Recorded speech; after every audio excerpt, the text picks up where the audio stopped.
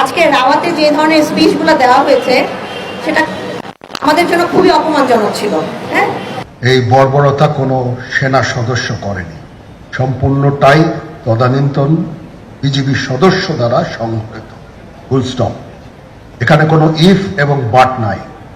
তো পিলখানাতে কখনোই সৈনিকরা এভাবে মানে সমস্ত সৈনিক মিলে এই হত্যাকাণ্ড ঘটাতে পারে না।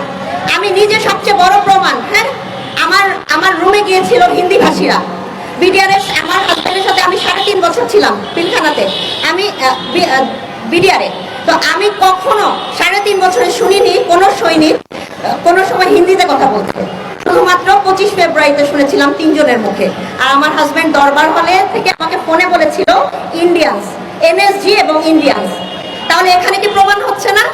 আর আমার কোনো স্টেটমেন্ট 9 সালে নেওয়া হয়নি। আর এখন আমি যতগুলো কথাবার্তা বলছি মিডিয়াতে, আমার কথাগুলোকে কাট করা হয়, ঠিক মতো বলতে দেওয়া হয় না। আর আমার হাজবেন্ডের ডেড বডি যে পাওয়া যায়নি এইটার কথা যেটা বলছি, গতকালকে আমি 2টা সাক্ষাৎকার দেওয়ার জন্য কবরস্থানে গিয়েছিলাম। আমার সেটা এখন পর্যন্ত প্রচার করতে দেওয়া হয়নি আইএসপিআর থেকে। আপনারা কি বুঝতে পারছেন কোথায় বাধাটা? আর আমার ছেলেকে আইএসএসবি থেকে বাদ দেওয়া হয়েছে কারণ মেজর তানভীরের সন্তান সশস্ত্র বাহিনীতে জব করতে, মানে সশস্ত্র বাহিনীতে সার্ভিস করতে পারবে না, কারণ আরেকটা মেজর তানভীর গড়ে উঠুক সেটা কখনোই বর্তমান সেনাপ্রধান চান না। আমাদের জীবনটা সম্পূর্ণভাবে শেষ করে দেওয়া হচ্ছে। হ্যাঁ, আমাদেরকে আমরা পুরাটাই মানে নিরাপত্তাহীন ভাবে মানে আছি। আমার বাসার নিচে সবসময় লোকজন থাকে। আপনারা কি বুঝতে পারছেন যে আমরা কোথায় আছি? আজকে রাওয়ার বক্তব্যই প্রমাণ করে দেয় যে উনি কি ধরনের বাট ইফ, হ্যাঁ, ফুল স্টপ, এটা কোন ধরনের সেনাপ্রধানের কথা হতে পারে।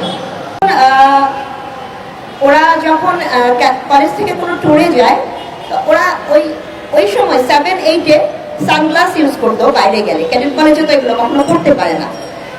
তো তখন সম্ভবত ও কোনো ফ্রেন্ডের সাথে বা স্যারের সাথে শেয়ার করেছিল যে সানগ্লাস পরতে তার ভালো লাগে, সে জিয়াউর রহমানের এই জিনিসগুলো খুব পছন্দ করে। 91 সালের বা 92 সালের সেই জিনিসটা নোট করা ছিল বা শেয়ার করার জিনিসটা 2009 সালের প্যারেডে 24 ফেব্রুয়ারি 2009-এ আমার হাজবেন্ডকে শেখ হাসিনা এই কথাটা তখন বলে যে তুমি মনে হয় জিয়াউর রহমানকে খুব ফলো করো।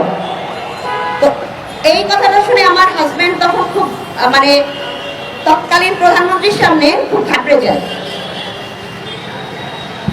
তারপরে যাই হোক, তার সাথে বিভিন্ন কথাবার্তা হয় যে তুমি যদি গোপালগঞ্জ বাড়ি হতা তোমার সবকিছুই আমি দেখতাম, তোমাকে আমি এসএসএফ-এ নিয়ে নিতাম, তোমার ব্যাড লাক।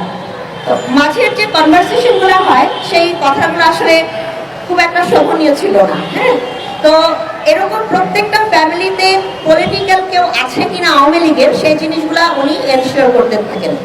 তো আমার এই জিনিসটাই একটা কথা যে এতদিন ধরে যারা উপরে উঠেছেন, মানে 2009 সালে পিলখানা হত্যাকাণ্ডের পর থেকে যতদিন পর্যন্ত শেখ হাসিনা ছিল, দেখা গেছে যে আওয়ামী লীগের লোকরা সব আর্মিতে এসে বসে আছেন।